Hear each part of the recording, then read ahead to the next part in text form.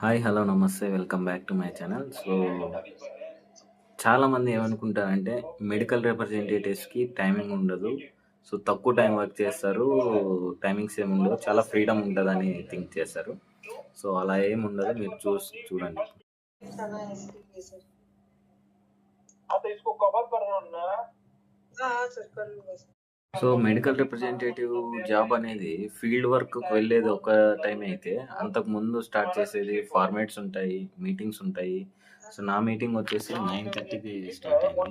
9:30 still 10 అవుతుంది. ఇంకా continue అవుతది. 11:00 వరకు కంటిన్యూ అవుతది.